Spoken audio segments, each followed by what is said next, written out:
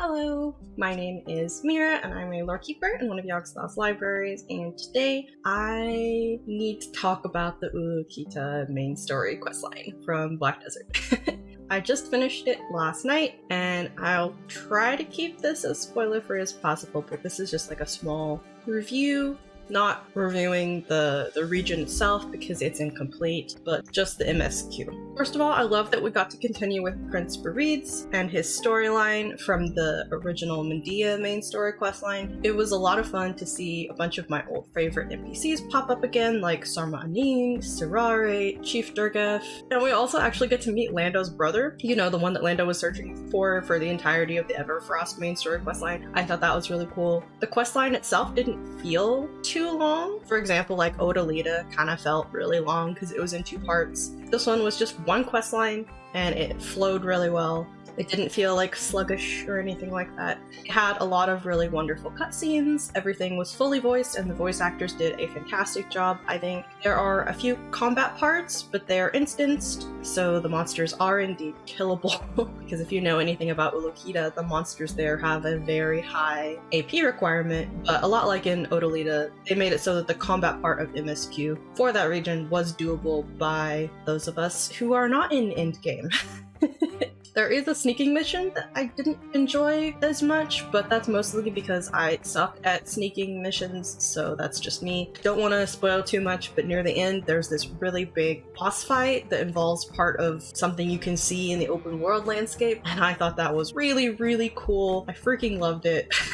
We also do get a bit of lore clarification on what it means to be an Idana. So Idana was an actual person. He was the king of the Kabuas back in ancient times and was reborn into a second life by a powerful black spirit. Idana has now become a title for people who are reborn via a black spirit and are living a second life. Our black spirit is implied to be the black spirit that actually belonged to the original Idana, according to the secret guards, which makes us and our black spirit like super special awesome. We also learned that the royal family of Medea is actually descended from the ancient kingdom of Kabua. It's actually like a main plot point in the questline, and I thought that was really, really cool. I was really excited when Ulukita first came out, but was ultimately kind of bummed out because there were no quests or anything yet when Northern Ulukita came out in August. The main story questline for Ulukita did not disappoint, honestly. I think my favorite part of it was probably the cutscenes, and there's a little bit of romance in there. I'm trying so hard not to spoil things, but it was something that was kind of hinted at the end of the Medea main story questline way back in the day, and I was just so happy to get some character progression and continuation and some closure with those NPCs. I thought that was really nice. I really appreciated it.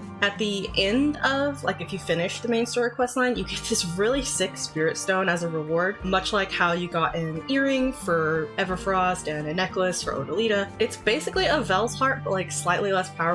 For a main story questline reward, it's really nice though, in my opinion. I do plan to do the part 2 of my Welcome to Ulukita topography, like touristy type video.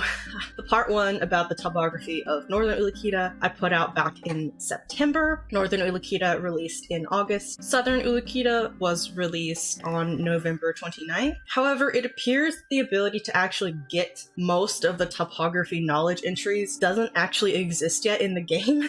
Like, the entries for the exploration nodes are there in question mark form, but you can't actually unlock them or get them. I ran around for hours, I checked the discords and video codecs, and everyone is having the same issue. They're just not there yet. And considering that now, when I'm recording this, is December 31st, I don't know when Perlibus is actually going to add those. I just find it so weird that Ulukita felt like, as a region, feels very rushed and it's incomplete in a lot of ways. I've been told by some of my endgame friends that the grind zones, like the mechanics, don't even work properly, kind of a thing. It doesn't feel complete. I don't know. That's just my personal opinion. The main story questline though was fantastic. But yeah, I really enjoyed it.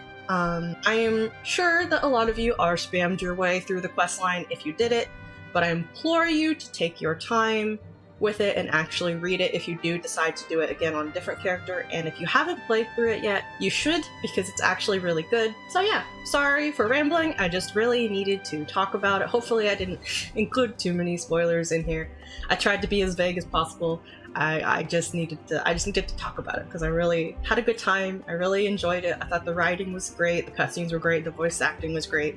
Yep, that was this. Anyway, I hope you guys had a good holiday season. Yeah, thank you for hanging out with me and for listening to me ramble, and I hope to see you next time here in the library.